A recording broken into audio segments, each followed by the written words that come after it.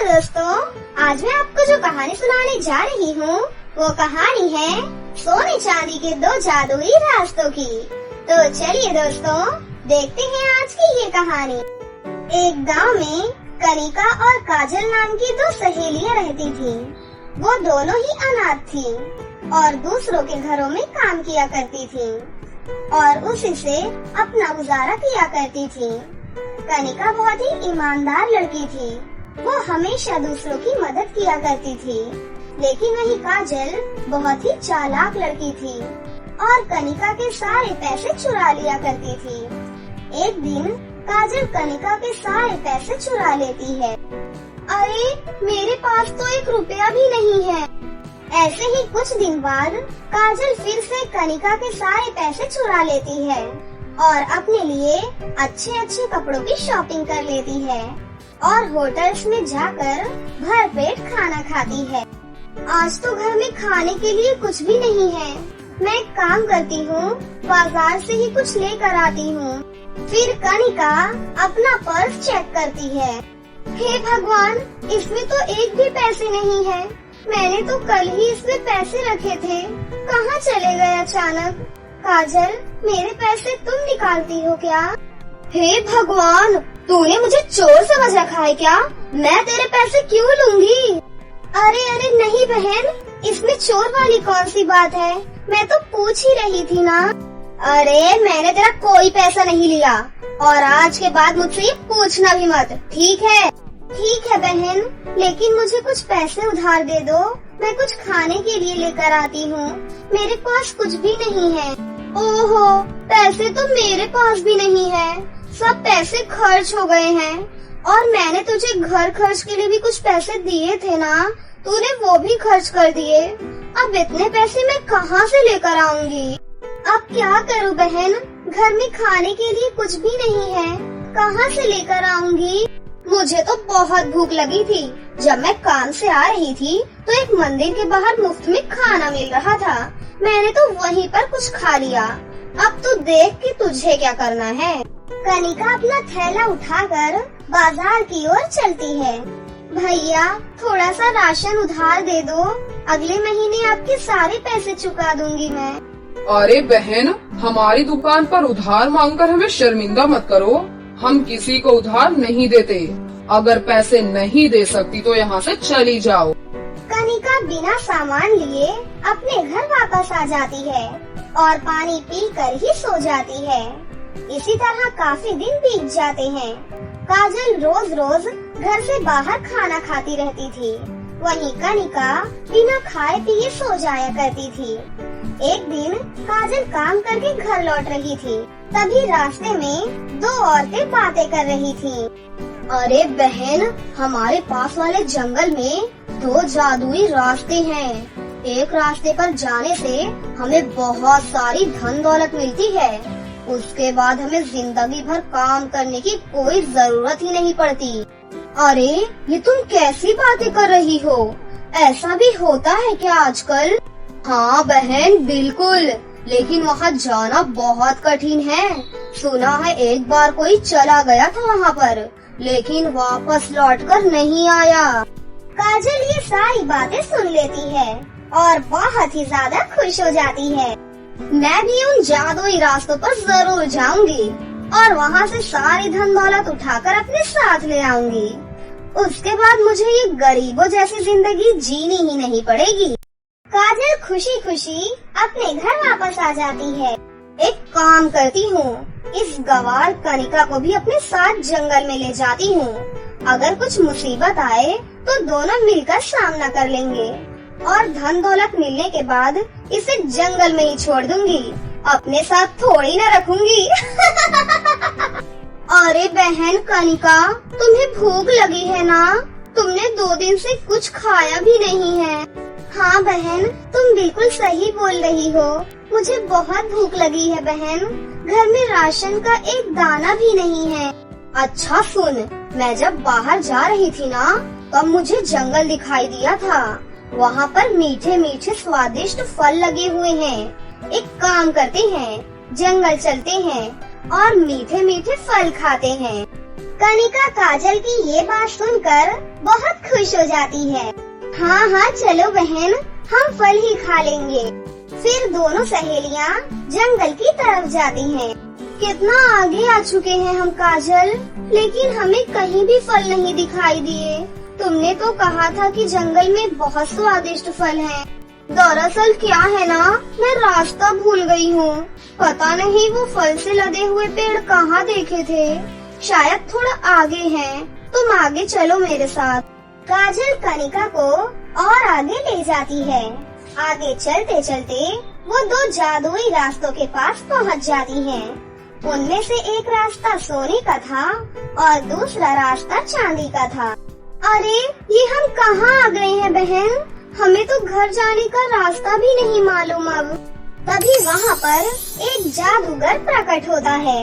जादूगर को देखकर दोनों सहेलियाँ घबरा जाती हैं। ये मेरा जंगल है और जो तुम देख रही हो वो दो जादुई रास्ते हैं और ये मेरे रास्ते हैं।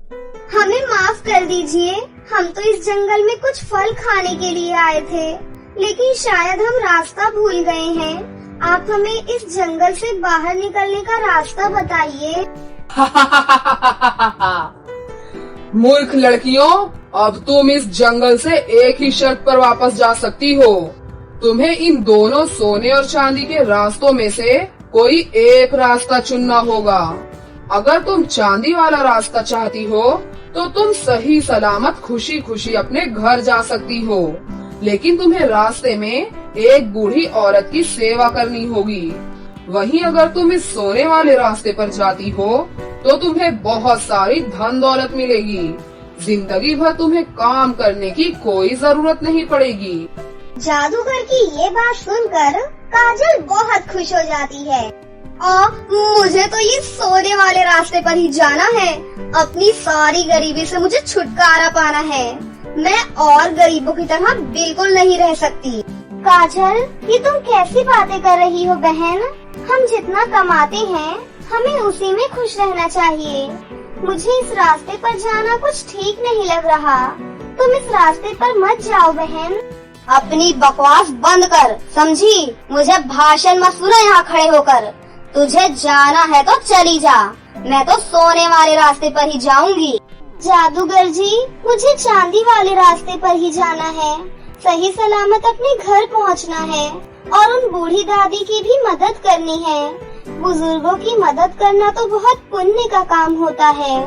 दोनों सहेलियां अपने चुने हुए रास्ते की ओर चल पड़ती हैं। कनिका को रास्ते में एक बूढ़ी औरत दिखाई देती है। वो उस औरत की खूब सेवा करती है। सेवा करने के बाद वो बुढ़िया एक बहुत ही खूबसूरत परी में बदल जाती है। बिटिया, मैं तुम्हारी परीक्षा ले रही थी, लेकिन तुम दूसरों की मदद करने वाली एक ईमानदार और नेक लड़की हो। उसके बाद परी उसे अपने जादू से उसके घर छोड़ आती है और उसके छोटे से घर को एक बहुत बड़े घर में बदल देती है और उस घर में बहुत सारी धन दौलत भी देती है और उसमें किसी भी चीज की कोई कमी नहीं होती। बिटिया, आज से ये घर तुम्हारा हुआ। तुम्हें जो चाहिए तुम इस घर से मांग सकती हो बेटी। इतना कहकर परी वहाँ से गायब हो जाती है। कनिका खुशी खुशी अब अपने घर में रहने लग जाती है। वहीं दूसरी तरफ काजल सोने वाले रास्ते की तरफ आगे बढ़ते रहती है। तभी काजल को आगे एक चुड़ैल दिखाई देती है। आओ आओ लालची लड़की, आजा लालची लड़की, मेरी इस दुनिया में तेरा स्वागत है। ए चुड़ैल, अपनी बकवास बंद कर, समझी? मैं यहाँ बस धन दौलत लेने आई हूँ। जल्दी से मुझे सारी धन दौलत दे दे। मैं तुझे कुछ भी नहीं बोलूँगी, मैं चुपचाप चली जाऊंगी, समझी? चुड़ैल जोर जोर से हंसने लग जाती है। पागल लड़की, इस जादुई सोने के रास्ते पर जो भी लालची इंसान आता है वो कभी वापस नहीं जाता। सारी जिंदगी मेरा गुलाम बनकर रहता है। उसके बाद चुड़ैल काजल को अपनी जादुई गुफा में ले जाती है। उस गुफा से बाहर आना बहुत मुश्किल था और वो चुड़ैल काजल की खूब पिटाई करती है। अब काजल उस गुफा के अंदर सारी जिंदगी रो रो कर और चुड़ैल की गुलाम बनकर बिताती है। बहुत समय पहले की बात है। कमलपुर नामक गांव में सुहानी और पवित्रा अपनी सौतेली माँ गायत्री के साथ रहती थी।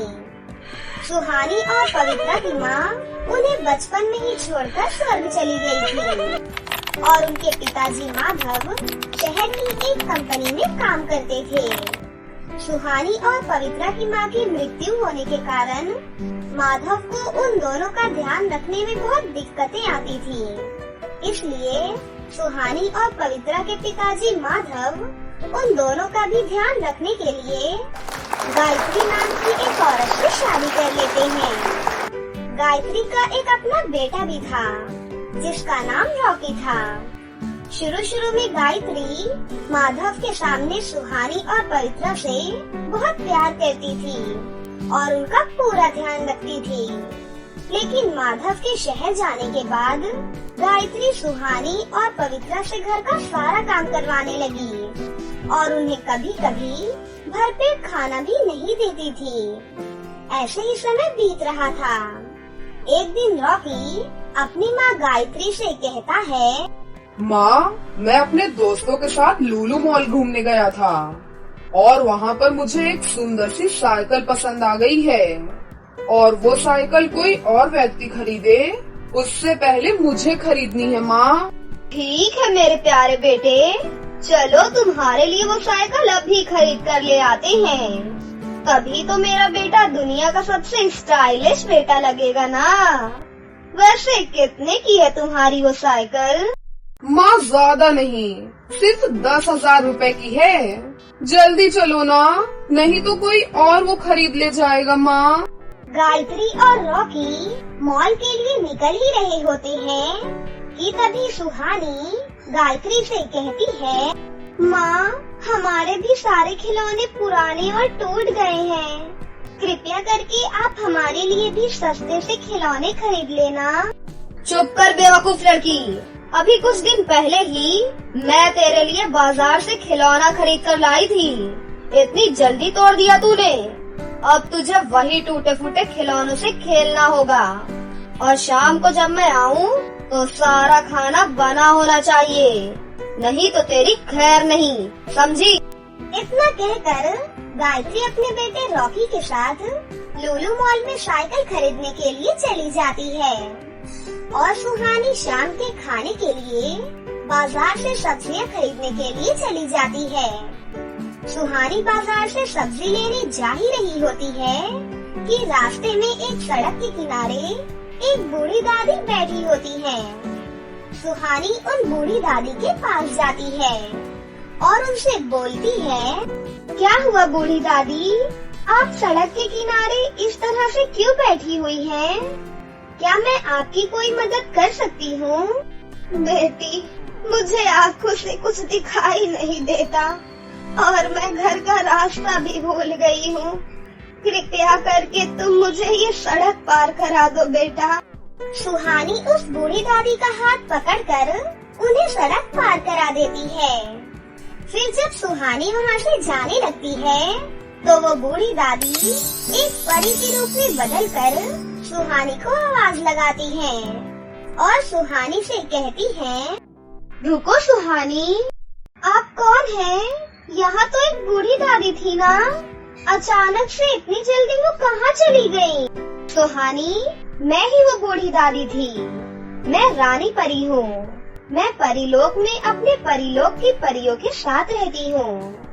परीलोक की सारी परियां कहती हैं कि पृथ्वी लोक के सारे लोग बहुत स्वार्थी होते हैं। वो कभी भी किसी की मदद नहीं करते, परंतु मुझे लगता था कि जरूर कोई ना तो कोई अच्छा इंसान होगा ही, इसीलिए मैं पृथ्वी लोक पर घूमने आई थी। क्या आप रानी परी हैं और आप परीलोक में रहती हैं और आप यहाँ घूमने आई हैं? मुझे तो यकीन ही नहीं हो रहा है। सुहानी, मैं बहुत देर से यहाँ बूढ़ी औरत के रूप में बैठी हुई थी, पर किसी ने मेरी मदद नहीं की। मुझे तो लग रहा था कि सच में पृथ्वी लोक पर भले लोग नहीं हैं, परंतु तभी तुमने मेरी मदद की। इससे साबित होता है कि तुम बहुत संस्कारी और नेक दिल की लड़की हो। ये लो, ये एक जादुई सोने का लहंगा है। ये तुम्हारे बुरे समय में हमेशा तुम्हारी मदद करेगा। परी जी, अगर आप बुरा न माने तो मैं एक बात बोलूं?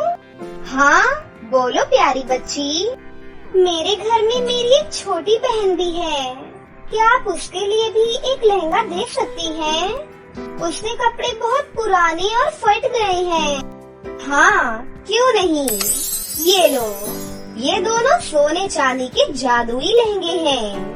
ये सोने का लहंगा तुम्हें सोना चांदी और पैसा देगा, वहीं ये चांदी का लहंगा तुम्हारी सभी इच्छाएं पूरी करेगा और तुम्हें कोई भी कष्ट नहीं होने देगा।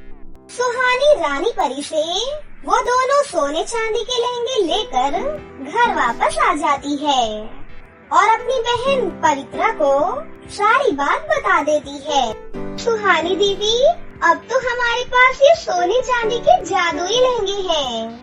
क्यों ना हम ये घर छोड़ दें? इनसे अब हम कुछ भी मांग लेंगे और हंसी खुशी से रहेंगे। पवित्रा, तुम ठीक कह रही हो। माँ के बाजार से लौटने से पहले हम दोनों इस घर से चले जाते हैं और इसी तरह से सुहानी और पवित्रा गायत्री और रॉकी के बाजार से लौटने से पहले वो घर छोड़ देती हैं और एक जंगल में चली जाती हैं। अब उन दोनों के रहने के लिए एक घर की जरूरत थी। सुहानी जादुई सोने के लहंगे से बोलकर उसके जादू से एक घर मंगा लेती है।